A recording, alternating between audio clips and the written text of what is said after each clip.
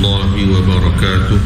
Dan kamu mesti berpaling dari arah tersebut, berpaling daripada arah kiblat ketika buang air dan ketika membuka aurat. Ini perkara-perkara sunnah yang mesti jadi keutamaan kita kerana kita mengejar dan merebut kemuliaan Baitullah. Di situ arah yang Allah Subhanahu wa taala utamakan kepada manusia. Pada zaman Nabi sallallahu alaihi wasallam, berhala-berhala berada di sekeliling Kaabah, penuh 360 lebih patung berhala di sekeliling Kaabah.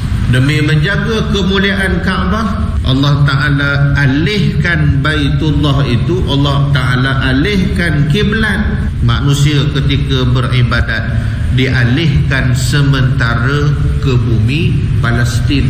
Baitul Maqdis menghadap ke Baitul Maqdis. Berapa lama? Dalam 16 bulan Nabi duk minta, duk mohon pada Allah Ta'ala. Sampailah Nabi ke Madinah. Di hujung-hujung Nabi duduk di Mekah, Allah Ta'ala suruh alihkan kiblat ke Baitul Maqdis. 16 bulan Nabi dan sahabat menghadap kiblat, berkiblatkan Baitul Maqdis. Tak nak orang-orang Islam bila mana sembah Allah Ta'ala, katalah sembah Kaabah, menghadap kepada Kaabah kerana kemuliaan Kaabah, tetapi Kaabah itu telah dikotori oleh patung-patung berhala, perbuatan syirik, sekutukan Allah Ta'ala dengan batu yang diciptakan.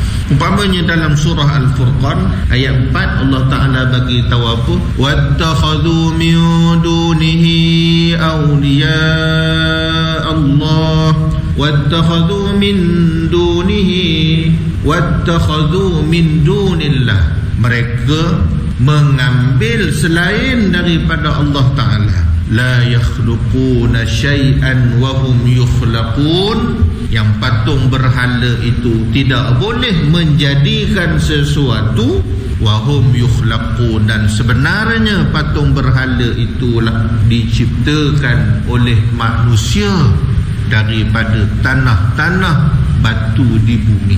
Kita tengok dangkalnya akal manusia. Dia buat Tuhan dia, dia sembah Tuhan dia, dia kata Tuhannya yang mampu untuk sampaikan hajat kepada Tuhan yang sebenar, yang disebut dalam surah Ghafir ataupun dalam surah Az-Zumar disebut Zulfa. Perkataan Zulfa sebagai perantara di antara dirinya dengan Tuhan. Maka disembah patung berhala sebagai usaha. Kerana apa kita kena alihkan daripada kita menghadap kiblat ketika mana buang air dan ketika mana membuka aurat? Sebagai usaha menampakkan kemuliaan sesuatu yang memang jelas mulia. Disebut sebagai jihad dalam bahasa Arab. Tujuan ataupun tempat yang kita nak tuju sebab mulianya tempat ataupun arah tersebut.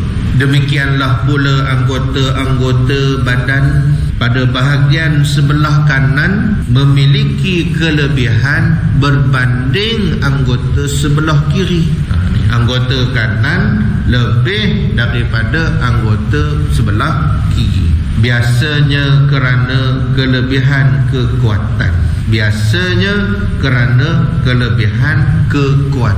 Kanan dia lebih kuat daripada yang kiri. Maka adil namanya bila kamu lebihkan yang kanan berbanding yang kiri, dan kamu gunakan untuk sejumlah perbuatan yang mulia. Yang tadi dilebihkan arah kiblat, ibadat kita, zikir kita, baca Quran kita, wirid kita, lebihkan ke arah kiblat. Bahkan ketika mana nak melakukan sembelihan pun disunatkan untuk menghadap kiblat. Lembu itu dibaringkan usuk kirinya di bawah kena tanah ataupun duduk atas simen. Sekarang dah tak ada tanah dah, simen. Sebab simen ni senang kita nak jatuhkan lembu, licin. Sebab gelonsor lembu, senang kita nak obahkan lembu. Jadi bahagian kiri lembu ataupun rusuk kiri lembu di bawah, yang kanannya di atas. Lembu itu menghadap kiblat, dan bila lembu menghadap kiblat, tukang sembelih pun automatiknya akan menghadap kiblat. Bahkan kita tidur sekalipun, kita tidur, dia tak sama dengan sembelih lembu. Kita tidur sekalipun, kita mengiringkan badan kita, rusuk kanan kita di bawah, maknanya di tilam ataupun di katil. Yang di atas, bahagian kiri kita di bahagian atas. Ini namanya adil, letakkan sesuatu pada tempatnya. Bila dibuat kajian, rupanya bila kita tidur dengan bahagian kanan di bawah, sebenarnya membantu jantung kita akan berada pada, jantung kita duduk belah kiri. Bila di kiri, dia duduk dekat atas. Bila di atas, apa jadi? Dia tak terempak dengan organ-organ yang lain, khususnya paru-paru dan saluran pernafasan kita. Jadi jantung kita itu bebas, tak ditekan dengan apa-apa organ. Jadi jantung kita itu dia tidak stres waktu kita sedang tidur. Waktu itulah dia akan berehat. Waktu itulah ya dia akan menjalankan fungsinya, ya, berbanding dengan haiwan.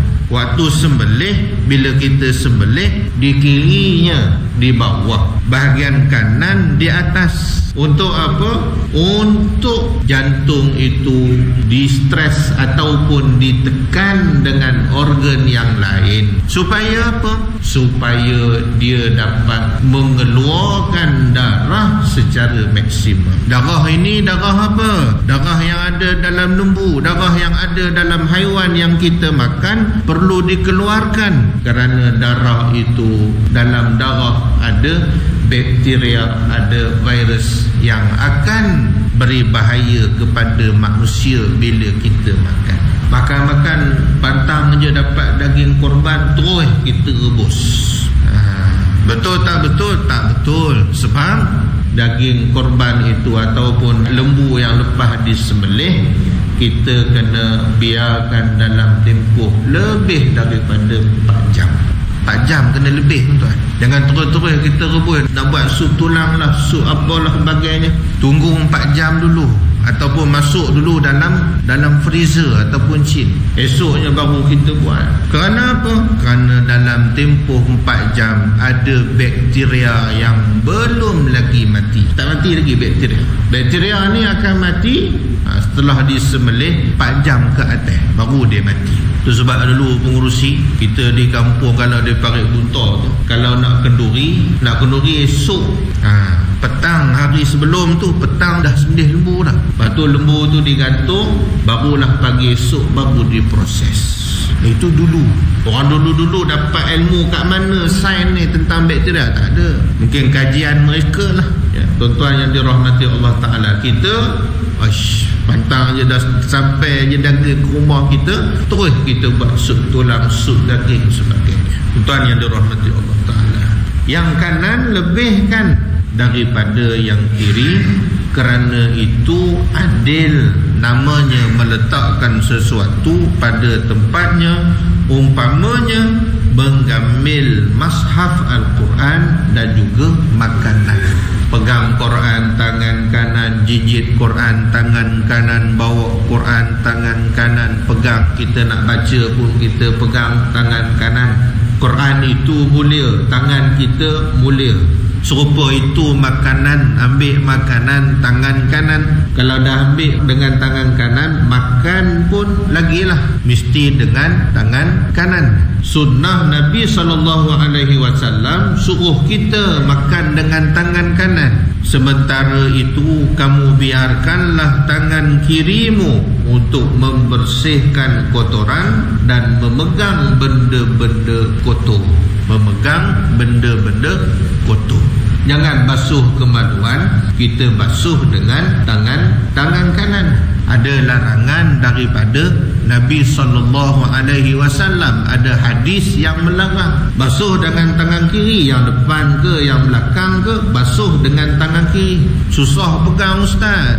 pilih ni nak kena pegang dengan tangan kiri, paip ni nak kena pegang tangan kiri, nak kena tukar pula tangan kanan supaya tangan kiri basuh. Susah Ustaz. Nah, kalau kita tak biasa, kalau kita tak mula yang betul, sampai bila-bila kita tak betul, tak dapat ikut sunnah Nabi SAW.